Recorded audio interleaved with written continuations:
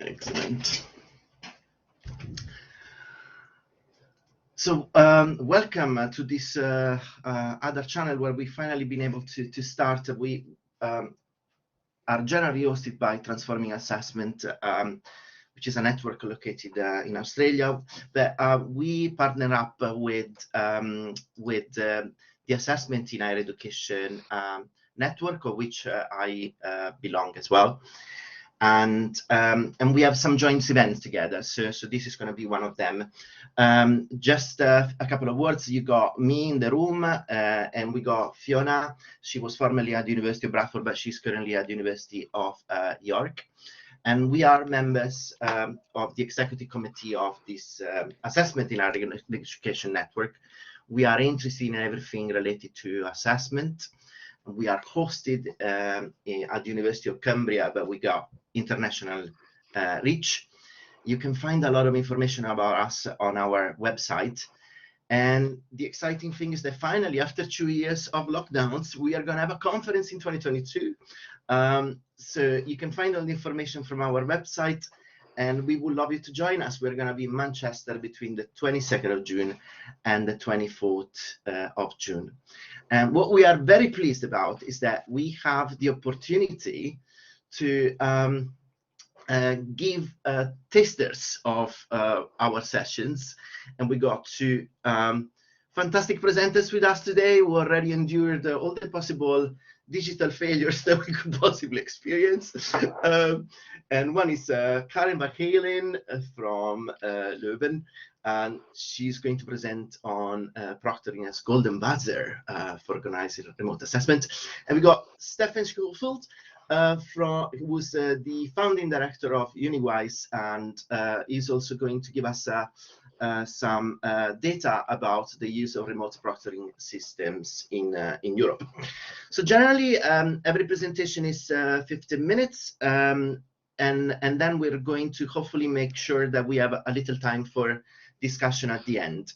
So Karen, we will start with you, if that is okay. And we are ready to start. If you got any problem scrolling the slides, I can do that for you. That's not an issue. Yes, Fabio, I think I managed to put as a share files within. So if it's okay, I'm just going to try, but I think I can just share the slides itself. So I'll just jump into the slide here. And I think that way we both, Steffen and I, could navigate through the slides as we are talking. Fantastic. So is okay? Yes. Okay. Good. So I'm the first presenter. Thank you for the introduction. And yeah, technology always has its challenges. So the question we got from a lot of our teachers was, proctoring. Of course, during the pandemic, there were a lot of challenges as well. And we often got the question, can we just do proctoring, then everything will be solved. So for us, the question, proctoring, is it a golden buzzer for organizing remote assessment? Is a question I bring to you today to tell our story from KU Leuven. So this is a golden buzzer. Maybe I think a lot of you already know from the TV program, where you have to hit the golden buzzer if you are so overwhelmed by performance of a certain kind of audition that you can just say, go ahead with it and just go jump to the next phase. So that's the reason why I took this as a metaphor. Tell you something more, I just go through how we handle with online assessment at KU Leuven from the policy point of view, what the impact of COVID-19 was on this one, and how we look at proctoring within our association from KU Leuven. It's KU Leuven with its university colleges together to find a more sustainable approach on online assessments, and for which we developed an instrument to help us and our teachers. Online assessment at KU Leuven, I think at 2016 there was a new rector and there were new strategic policies. Two of them were here, I present here. There was more focus on the future-oriented teaching model based on activation, which challenged us to find more contemporary feedback and evaluation methods.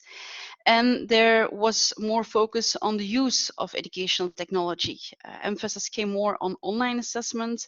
Exams had to be separated from their dependence on place and time. And we would continue with efforts to have trustworthy IT foundation and also to broaden our international reach. For the purpose on assessment, we founded a project team, IT-supported summative assessments, which were a combined action from IT services and the educational development units, with delegates from faculties and our association partners from the university colleges. What did we do? The actions before March 2020, we put up a large survey to capture the needs for the online summative assessment, and then we prioritized them and concluded not to invest in proctoring at that time. Proctoring, sure, it was a need, but there were other needs were more on the foreground, so we had to deal with them first. But then, of course, not surprising, there was the lockdown as the impact of COVID-19. And one of the sentences we heard a lot was, we do online what is necessary, but on campus what is feasible. We had to change a lot, as many of you, I think. We have at KU Leuven a lot of closed book exams. So that was, of course, regarding the fraud possibilities, a very precaution situation. What we did is we looked at our procedures on how we could manage to organize our exams more in block system. And because of the emergency decree, we were able to change our assessment methods. So we guided as many teachers as possible to other assessment forms which are not as susceptible to fraud as the closed book written exams on campus. We have a lot of infrastructure for on campus, so those who couldn't change their assessment method, we still could receive them on campus. So that was, I think, the biggest change we had.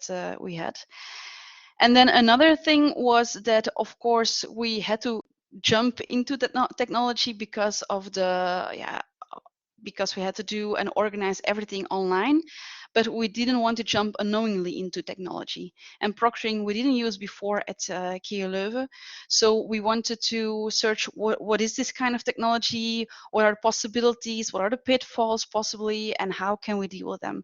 So that aspect and the fact that we had to change to emergency education, we just said, okay, we are taking just a little bit a leap of faith. That's the situation we are in. So that's how we handled the whole thing in the period of March and August. There was an impact of COVID-19, there still is. It's made us change our priorities for online assessments. So proctoring got on the agenda, and we sure saw that COVID was a kind of catalyst for already induced changes in educational contexts. So we already had an international public of students. Some programs were already trying to organize themselves completely online for students. And there were the prolonged effect on the COVID pandemic. A lot of students couldn't reach the campus, still aren't able to reach our campus, but they are subscribed at KU Leuven, so we will be able to give them the education they need. What did we do at KU Leuven itself? We started projects on proctoring. And in one of our university colleges, there was at larger scale also the investment of proctoring.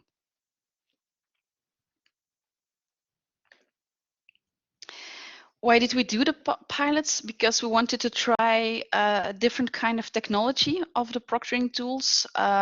We want to see how it integrated with our learning management system, because we had our learning management system, and we will not change that. So we are looking to tools who are fit with the existing learning management system.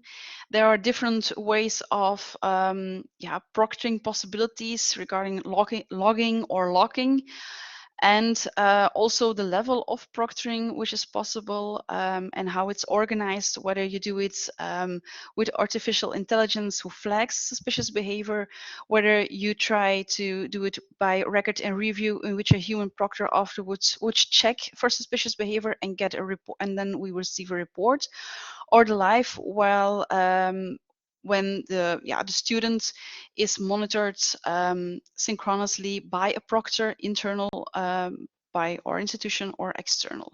So we wanted to have a more feeling of how these different aspects work in our educational context and how they fit with our educational needs at that moment. How did we evaluate our pilots? We, of course, take a look at the IT infrastructure from our IT department, and also we try to monitor the kind of support that's needed to establish proctoring as a good service for our teachers and students. We organize feedback sessions with our teachers where we ask questions as would you try it again another time? Is it a good fit? Does it give you the answers you were searching for by using proctoring or not? And then we also surveyed our students on the usability, the user-friendly of the proctor tool, and how they experience the fact that they are being proctored. Also, the aspects of privacy were taken in regard for that. What are key aspects for KU Leuven? I don't have the time to tell you all, but things that are important for us was that there are different contextual needs within programs. Students who are engaged in postgraduate programs are other kind of students than those who are just going through their first year. They have another attitude regarding fraud behavior. So there was difference for our student population. We have a very heterogeneous student population.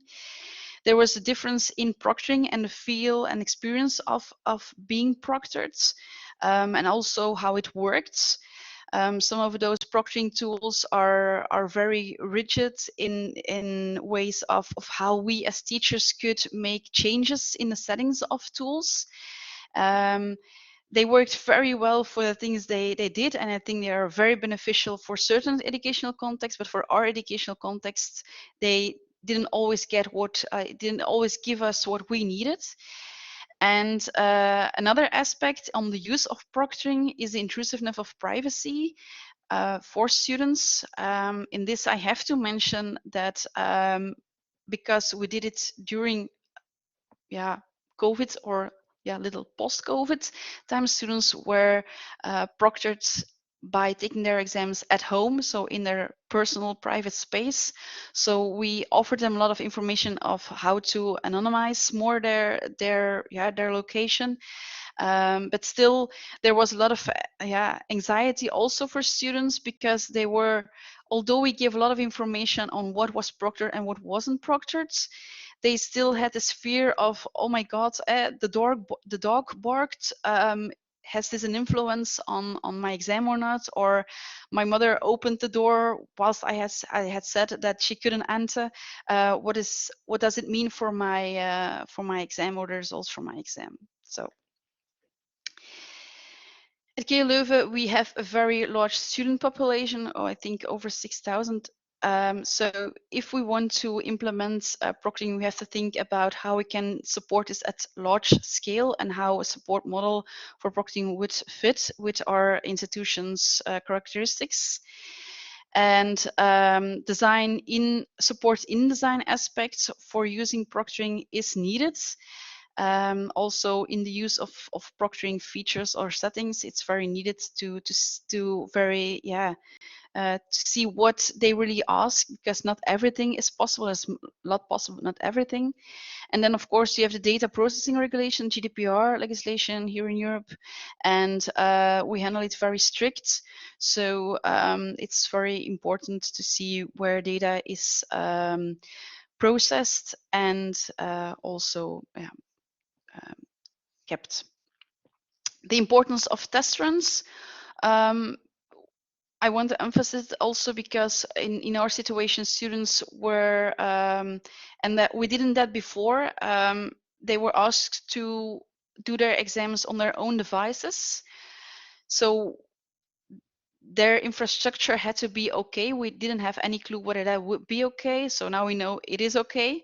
And for those who aren't able to use their infrastructure, we have possibilities at KU Leuven itself, so as a backup, so that's okay. But asking our students to do it beforehand, before they really enter the exam, it already enables us to see where the infrastructural problems are, or to give advice to move to other locations where there's, for example, more network stability. So in that way, we can keep a lot of, anticipate a lot to the anxiety of students of, will it work when I do my exam? So, and that is important.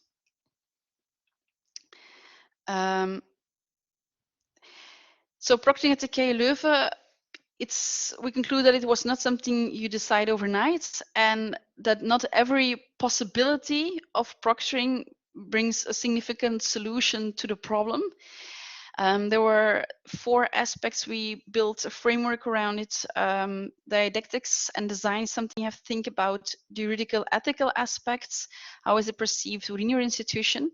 What kind of support or facilities are there and can be used when using proctoring tools? And then, of course, how does it translate into the technical requirements you have? So it's still a work in progress, but this is how we manage to work with our teachers, with our delegates, with our university college, to build a kind of framework that works and to anticipate on every aspect that's coming from it.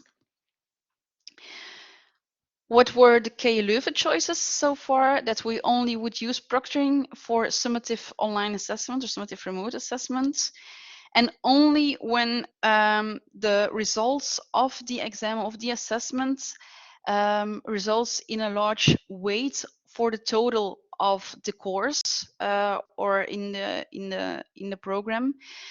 Because otherwise, we found in our situation that it doesn't that doesn't deliver as much. So it has to be in balance, and for us the balance is there more when the emphasis is on the more weight it has on the total of getting a degree for that course. And then the educational context, to introduce it more into international position programs on multi-campus. We have 9 campuses spread around Flanders, and the infrastructure on those different campuses is not everywhere as sophisticated here as at KU Leuven, if I can say that. We don't have computer classes on all our campuses, to give an example. And then we have students who have a work statute and still are engaged in educational programs. So for them, the independence of time and place is more important to finish their educational program. But then still the question is, for which assessment methods will you use proctoring and for which not? And actually, the question is most driven by the fact whether the student is able to commit fraud on the exam. So for that, we made an instrument to support this kind of decision making. And we called it the golden buzzer, a tool to measure the suspectibility to fraud for remote assessments, in which we try to make it more visual and to guide them, our teachers, by different kind of questions to see what is the best thing they should do within their situation. Our teachers mostly start off, I have this kind of assessment method, let's say multiple choice, and the multiple choice is closed book. So what can I do? So to have it more sustainable against fraud, let's say, what suggestions or what applications can I make to make it less susceptible to fraud? So the three questions we focus in on are the weight of the assessment, the level of authenticity, and the allowed resources students have for their exam. And then we just offer them a question, more multiple choice kind of like. You see it here as an example. To what extent can you affect authenticity is here given as an example, and then they have to see whether they fit for their specific assessment method within A, B, or C. And regarding to the answer A, B, or C, they just jump to the next question. And a result, they will get they will get, I should put this one first. They will have an idea on how susceptible to fraud their assessment method and the choices within this assessment method will be. So whether it be high, whether it be moderate or low. And still then there are some kind of anti-fraud measures for which we give advice. Like this one, when we are emphasizing more on the need for control of sources, example given, then this could be some kind of anti-fraud measures they could undertake. And you can see here, the second bullet is the one in which we say that a proctoring tool or the use of proctoring tool can be beneficial for their type. So that's how we work. To answer the question, proctoring, is it a golden buzzer for organizing remote assessments? I think we have to say it isn't a golden buzzer after all, but it doesn't receive 4 crosses either. I think every assessment method deserves its own edition, and the use of the support instrument can help in making those decisions or making decisions to adapt their assessment methods. And maybe the answer is proctoring, and then it can be a very good answer. So that's one thing we want to conclude for this one. So I thank you very much. At Learning Lab at KU Leuven, you find more information on what we do regarding educational technology. And you can always send an email afterwards if you still have questions after the session. Steffen, can I give the word to you? Yeah. Or is there, yeah. Fabio in between? If not, I'm very happy when my presenters are self-chairing. It's always a very good sign. Sorry. So thank you, Karen. But this is brilliant. You're really helping me out. So of course, Steffen, this is your turn. Yeah, thank you so much.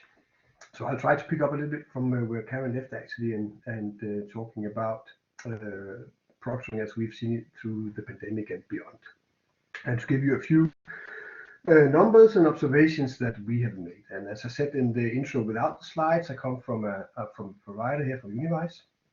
We were founded in 2012 as a spin-out from the University of Aarhus, a governmentally funded project on how to introduce labor-saving technology in assessment actually. And today we have one product only, which is WiseFlow, an end-to-end assessment platform. And currently we're serving more than 120 educational institutions in Europe.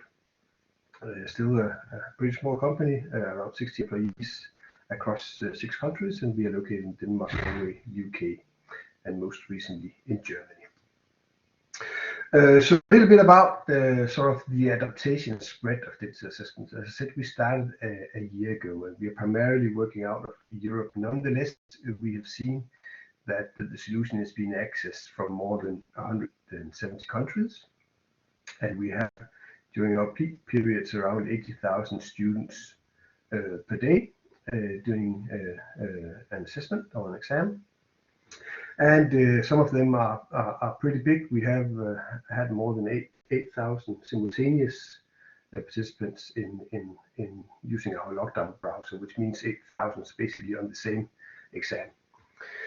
In our last year, we delivered around 3.6 million exams across a good 120,000 exam flows, which is equal to 550 exam flows every weekday throughout the year.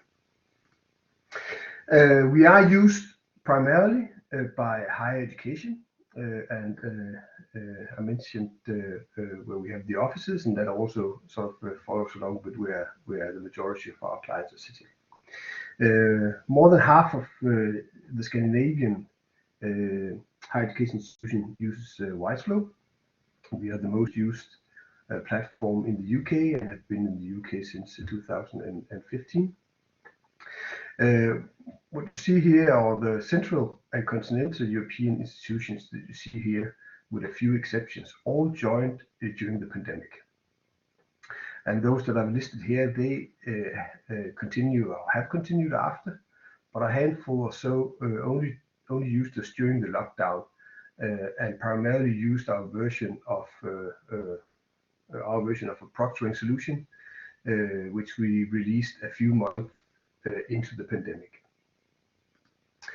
So that brings me to the next. I mean, the whole concept of proctoring, as Karen also alluded to, obviously made the headlines during the pandemic in particular. And not surprisingly, with a lot of concern on the intrusiveness and privacy issues that came along with some of the stories making it into both social media and in news in general. And you can of course see some of them here. I just picked a few out of the many stories that came out during COVID. But it was also spurred on by what you could, in a way, refer to as a sort of a modern gold fever rush that seemed to emerge shortly into the pandemic. Many new providers of online proctoring appeared, and some of the existing providers grew substantially overnight, which of course led to those stories at the very bottom here that companies made millions during the pandemic. But the concept of proctoring has raised, I mean, some fundamental questions as well. I've phrased here whether it's a problem or panacea. Now, online proctoring in itself comes in several forms, as Karen has also pointed to, and with very different tools. But in essence, it is based on Jeremy Bentham's concept of the panopticon, namely the idea that certain activities are simply better conducted when they are supervised, but in a manner where the supervised doesn't see the supervisor, and therefore don't know whether or not he or she is monitored, but have to assume that he or she constantly is. Which of course is also what Foucault later elaborated a little bit in Discipline and Pots, leading to sort of a behavior where the supervised here polices him or herself simply out of fear of punishment afterwards, which is why it was used in prison, but also in partly in learning. Now, needless to say, universities, of course, have always been concerned with how to ensure academic honesty. And technology today have both allowed and pushed us to diversify the design of assessment, as well as methods on how to ensure academic integrity. And due to time, I shall not go into too much details here, but in general, we as a company are advocates of a principle of proportionality, which means that we are trying to, or you should be trying to strike a balance between only applying as little intrusive measures as necessary. And for that, we've come up with sort of a concept of different levels of measures or forces. And our preferred choice, both before, but actually also still here on COVID, is therefore one of what you could define as more proactive measures through, among others, lockdown browser technology, because that instills a sense that what you can do, you are allowed to do, which in theory is the opposite of panopticism. The way the most lockdown technologies are applied, and at least within our solution, is that you get an editor with the different tools and aids that you're allowed to use, and you simply can't use anything you're not allowed to. Therefore, we reduce the anxiety of the student by them knowing that they will not sort of be punished for doing something because they can only do what they're allowed to do. Nonetheless, we also introduced the proctoring in the spring of 2020 in what we refer to as a light touch proctoring, in the form of facial recognition and webcam images being taken at random throughout the test, together with excuse me, optional voice and sound detection and recording. Now this came into place because we, as everyone else, all of you experienced that, we were all struck by lockdown. In reality, most institutions were faced with a choice between either cancelling the summative exams or run them in some online or digital form, which allowed the students to continue to do the exams. And where some particular K-12 schools, my own 9th grader included, cancelled the exams, and instead they graded, gave them grades based on previous works and attendance. Most higher education institutions chose to keep the exams, either by redesigning them with an alternative form of assessment or transposing closed-book assessment from pen and paper to the computer. And now these are numbers from within WiseFlow and from the different exam types that we offer, which is open book, as you know, with the lockdown, multiple choice and lockdown, open book with alternative formats, which could be video or presentations or any kind of submission. Oral exams, portfolio exams, and then of course the proctored exams. And as mentioned earlier, we experienced a significant increase in digital exam and assessment during the pandemic. At a glance, looking at the different exam types submitted in our solution, you will see a relative even growth across the board, with the exception of a drop in lockdown exams from 2019 until 2020, followed also by a burst in proctored exams. But if we zoom in on the different countries, there's actually a very big difference in the approaches and practices chosen. Turning to Denmark and Norway first, they are quite interesting because both countries introduced digital exam and assessment several years ago. So in Denmark, where we originated out of, institutions have been required by law to offer all exams in a digital manner since 2014. And all institutions in Norway decided to procure a national sector-wide solution around the same time. But where the predominant exam type in Denmark for many years has been open book paper submissions, Norway have had a much higher degree of invigilated closed book exams. So in 2019, more than 50% of the exams in Norway were closed book exams. Here it's hard in a short time, but here from the data you can actually see that the Danish institutions continued more or less in the same manner as before the pandemic, doing the same exam types. Norway more or less abolished the previous invigilated closed book exams and replaced it with different types of digital open book exams. Neither countries have used proctored exams or turned to proctored exams at all. If we look at UK on the other hand, and the statistics here are somewhat flawed, as a couple of institutions that joined or used WiseFlow includes a non-university provider preparing international students for university degree programs and English tests, and another one with a significant number of Chinese campuses. And they are included in these numbers, and they represent a significant part of the proctoring numbers.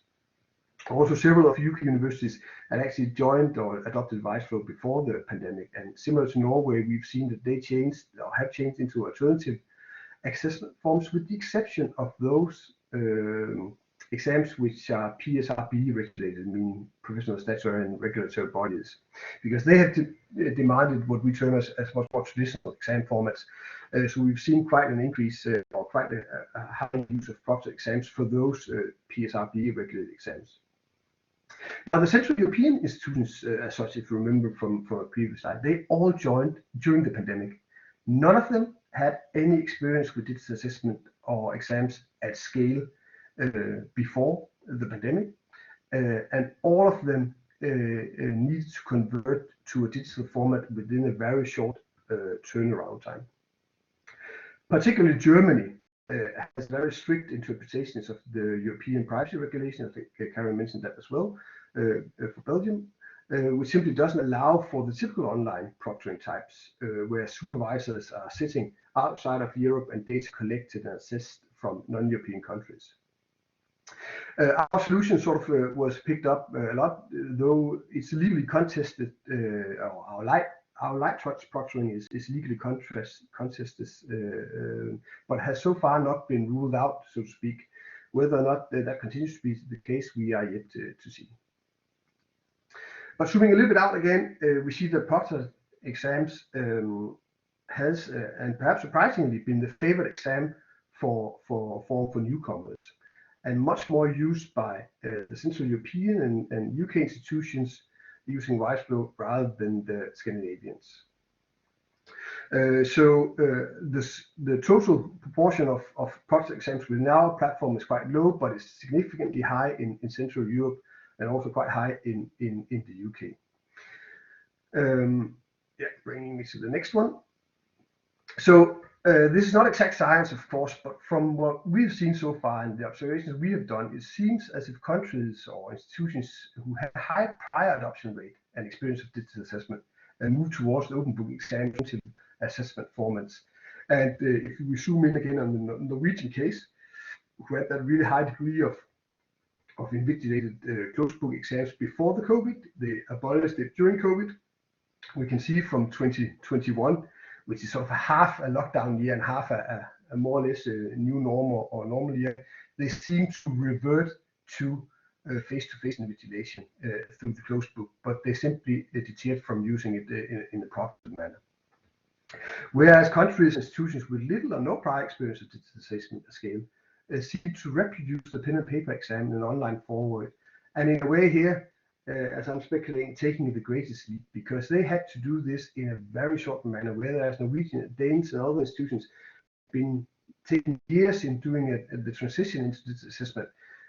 Some of our Central European colleagues had to do it basically overnight, and had to go from 0 digital exams and into thousands of digital exams within their needs. So we saw in that period also a large-scale rollout managed in weeks, which previously took years, really proving that the point that the necessity is the mother of invention. So to sum it up, whether institutions have turned to online proctoring or not seem to have been governed by the level of previous digitization, meaning the more digitized and experienced with digital assessment, the less inclined to use closed book proctored exams. And on the contrary, the more paper-based, the more inclined to expose into a similar exam format. Into this also comes the fact, of course, of institution or the level of institutional autonomy. I touched a little bit upon it, both with the PSRBs and in terms of some of the regulations, but in particular, the PSRBs seems to now, among our UK colleagues, to be an advocate of continuing to use some kind of proctoring, because that exam format really, whether it was due to cost efficiency or others, seemed to be picked up in particular by the PSRBs, and they are requesting these kinds of exams, whereas brick and mortar universities traditional seem to prefer to not use it. On the other hand, we know that the debate still goes on in terms of how to strike that balance between intrusiveness and privacy regulations and keeping academic dishonest or academic honesty. So it should be super interesting to see going forward here, how will this pan out, what will the data show us for the years to come. I think I'll leave here to allow for a little bit of question and discussion. Thank you. Thank you, Steffen, and thank you, Karen, again for your presentation, for jumping from one platform to the next, and being self-regulated presenters. Really, really appreciate that. Very interesting topic. I mean, you might have seen the chat. It's been going on with different comments and ideas. I think one interesting point for Karen is, as usual, around the theme of inclusivity, and so was there any consideration, Karen, given to students affected by difficulties or disabilities, and then perhaps we can go back to Steffen and see whether he's got some data on that along with other trends. Do you mean the overall difficulties with proctoring, or those for, because I saw the chats of Anne, Yeah. also for those students with additional needs? So to answer the latter, for those students with additional needs, we also had one pilot, and then it depends on what are the needs for those students. Are there technology needs? Then we have to see whether their technology needs fit with the possibilities of the proctoring software or the proctoring tool. Sometimes there was a fit, and then it was no problem at all to provide proctoring for them as well. But for other tools, it wasn't possible to let those two different IT systems communicate with each other, and then it was a no-go. But for some students, especially those who are very sensitive to noise or visual aspects in their surroundings, the proctoring gave them more confident way of assessing or making their assessments, because they could choose an environment which they are familiar with, in which they are sitting alone without distraction. So for those, it was beneficial. If that could be an answer to your question. Absolutely, absolutely. I mean, we are all experimenting with something quite new, so you know, we are learning new things. I was wondering whether Stephanie's got some data on this particular issue. But the other question that I had for him was related to trends. I mean, like we see, I mean, the pattern of difference between Central Europe and Scandinavian countries. And I was wondering, what's the hunch there? What's the driver of this difference, and whether it's perhaps really like the whole organization of the learning that makes sure that assessment is designed in a different way, and then generates different choices in the way people use the technology. Two good questions. If I start with the first one on accessibility, I mean, that's a tough one, of course. I mean, technology in itself, or the use of digital exams and assessment actually should theoretically provide people with disability more or better means of doing exams. I mean, many places you will find that people will be using, as part of their learning or history, they will be provided with an iPad or a computer, because that allows them to simply to zoom into the text, etc. Of course, and also assistive technology in itself is available by text-to-speech readers and other things which are in born digitally, right? But of course, some of the solutions out there today does not support that in full. But I mean, we are all supposed to. I mean, we all have to. Everyone will sort of try to comply to the WE or the WCAG 2.1 or 2.2 requirements, meaning that hopefully eventually you will see that all solutions will cater for this and will allow in a straightforward manner accessibility. So what we've seen in the data is many of our institutions are saying that they have actually been able to increase the accessibility by digitizing exams, but of course also comes with some downsides. In terms of your other questions, what's the driver behind it? I think there's it's a longer discussion, but at least if you take the Danish case, I think you will see in general the exam format has for several years been sort of transposed more into, or it's more an open book, and we try to, so you have a finer boundary between what is a formative and summative assessment, because we don't have much summative assessment in Denmark in the way you see other places.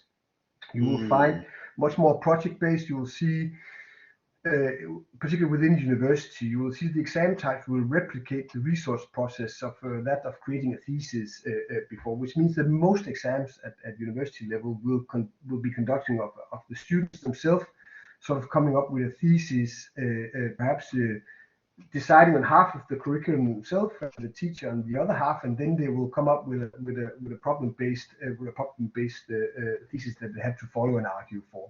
So that has been the tradition for several years. I think in the case of Norway, 10 years ago they spoke a lot about changing into a more sort of open book format as well, but and they also did that because they said that they wanted to digitize exams as well, but said technology at that time couldn't sort of cater for the closed book exam, which they were used to. So therefore they needed to transfer into a different assessment format for that. But then we and other suppliers came actually with technology that did allow for almost, I mean, that transpose or a similar kind of exam types that they've used for years. So they actually continue to that for some, but used the COVID, I think, or the pandemic, I think, as a catalyst of them enforcing that change, because suddenly overnight they were not allowed in Norway to use technology in the same manner. So I think that's some of the differences. But of course, there will be variations across the countries. So it's some of the stuff that is really interesting, focusing on going forward here, and hopefully within AAC, this is some of the stuff that we can touch upon in the coming conference as well. I see that there is a lot of potential for research here. Yeah. It's bang on 9 o'clock in the UK, and most certainly it's bang on certain hours wherever in the world. So I want to take this opportunity to thank our presenters, to apologize for the inconvenience that we had. I will have to contact our host. I hope he's well. But of course, people can stay in the room and carry on discussions if so they wish. But officially, I want to thank everybody for following us and being with us. Please check the webpage of the Transforming Assessment for the next event, and please consider coming to our conference in Manchester. This was brilliant. Thank you so much all, and please stay after a little bit if you like. Yeah, as I said in the chat, I'm happy to stay for 10 minutes or so, and we'll invite colleagues to just open the mic, and then we can discuss more freely. Julian, did you have your hand up? You wanted to ask anything? Yes, please. Thank you so much, Fabio and Steffen and everyone else too. I assume you can hear me okay. Yeah. At Cardiff, we are keen to consider proctoring. My experiences so far is that it's mixed, and primarily it's not the goal. It's not the answer to the issues that we are worried about. And what is the only way to address authenticity and to stop cheating is to go on campus. Is there any way that we can reduce this? If so, what proctoring software should we use? What are the pros and cons of it? That's what I was hoping to take away with me today, because it's a big issue for us, and we're going to have to. The university is so far insisting that, or suggesting that we will be online for assessments except for the professional accreditation. So my colleagues are very, very worried. If you've got any suggestions, any advice from me on how to take this forward, I'd really appreciate it. Good. Yeah, Karen, will you start addressing that? Because then I'll find an article for our colleague from Cardiff and share with him in the meantime. Yeah, it's a very, very big question. I think that's the reason why we started with piloting, because we had also, I think, the same questions you have at this moment, and we searched, and I think that's one thing you should do. Look into what are exactly the questions, and look beyond the question of, can we do proctoring? Why are they asking proctoring? What are the needs? and starting from those needs, look into the markets and see what's there, how does it work, what is your basic IT infrastructure, what are the IT needs, what are the support needs, how wide or how controlled do you like it to have the proctoring tool, or doesn't it matter? Are you controlling everything? So it depends on a lot of factors.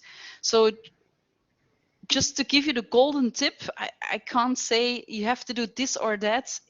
You have to find what your needs are from within your institution and start your search from there. That's what I would answer to this question. Karen, I guess then, for those who are concerned about student cheating and authenticity, in your institution or any other institution, has proctoring addressed that? Are students happy? I can see. Thank you for the proctor or not to proctor question. That's really helpful. But from your own perspective, has it mitigated anxiety and concern amongst staff about misconduct online? Well, we saw that the question was raised because there was this unknowing thing. I think before we were the university of chalk and board, say so. We are I think in Steffen's presentation, we are in the Central Europe part as an institution. So for that, the whole aspect of doing things online, ensure assessment doing online, it was like, they didn't know what could or would or happen. And that way there was a lot of anxiety. Are we doing the things right? And are we catching the possibility that there would be some fraud? So, and then the proctoring idea gave the idea that you could close everything up just by using proctoring, and then it would be the same as you would do it with pen and paper. But it doesn't work that way. So for that reason, we try to change the mindset, not to try to pull everything that's possible to close up the environment, but as Steffen already mentioned, go search for what is really needed to be controlled, and then look for the solution. And also one of the things is we are so used to do exams on campus that sometimes we have the idea that doing things on campus is having 100% control of what student is doing, but actually we know there isn't. You still have this march of percentage of students who are cheating even on campus. So finding the right solution for what you want to do online, have a support next to it. It's very important, but I think if we have to, of course, within the COVID situation, it was a big jump. So if we would do the same things now again, then there would be a bit more control than there was before. But I don't think we had this huge amount of fraud aspects before. And that was then, concluding from the time before we used proctoring.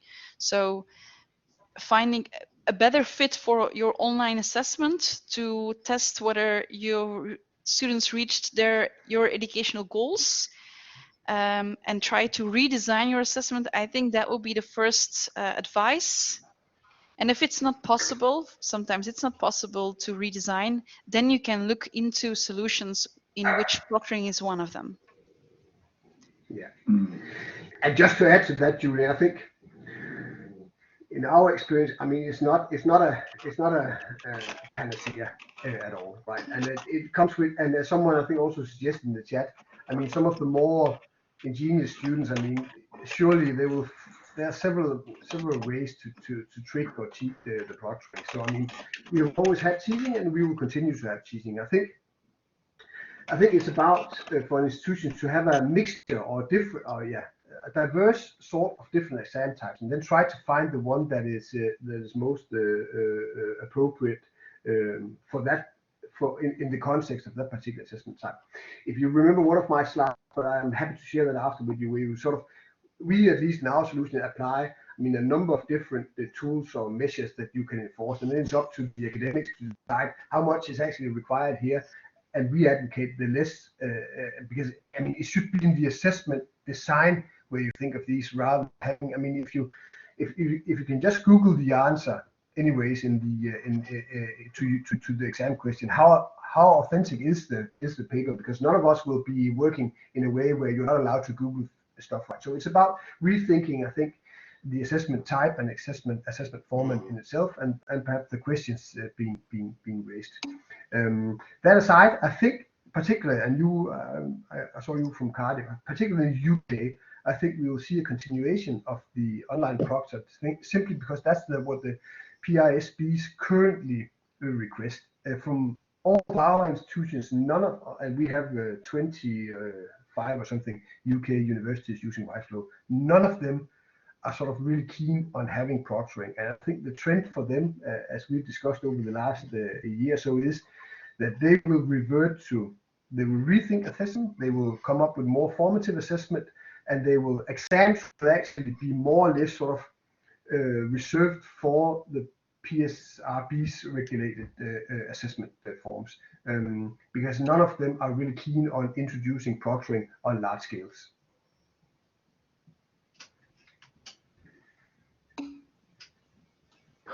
Thank you both. Yeah, and of course, on working on the authenticity, you also see it in the chat. I think it's in a way how you build your, and that's what Steffen already mentioned as well, how you build your the process with your student. If it's just one moment in time where you assess your student, then you have to have very big measures to ensure that this is your student. But if you follow them up by different tasks of assignments, then you can see how they write, and then you can see when there's when the style of the one assignment doesn't fit with the previous one. So then you know there's something wrong, and then you can question your student. But even then, it's not a fact that the student has cheated. So it's also a very always a very very difficult thing to cope with. And of course, you can't, the cheating, I see it in the chat, the cheating, you don't have the real numbers of cheating, but doing assessment online, there are more tools to see whether, if there's a large text-based exams, whether are how you say it, Steffen, jump in. So for plagiarism, there are tools to check whether there are matches or not matches. So whether when you only have paper and pen exams, you have to have all the other exams in your mind to see, I've seen this before. So in that way, there are tools to suspect fraud from other.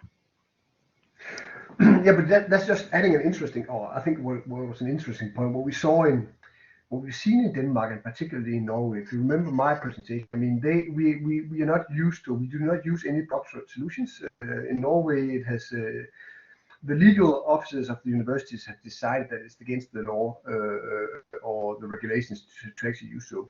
But what we see is actually quite a push, and we did particularly during COVID, a push from students who asked for proctored exams within Denmark and Norway, because they had the notion, and they heard from other, I mean, their classmates or whatever, that cheating was abundant or running wild during COVID. So they asked for and requested that proctoring needed to be brought to the table to ensure that their exam had the same value as a previous generation. That was quite interesting to pick that up. In the end, it hasn't led to anything, but it's just to say that the student voice in Norway is advocating for proctored solutions of the fear of their fellow students actually cheating. Good. I think any more final question? Otherwise, we are sort of above the 10 minutes. Yes, we are. I think I have to excuse myself, but like we really need to let our. You know, it's great. It's great that you receive so much engagement, and I really enjoyed this.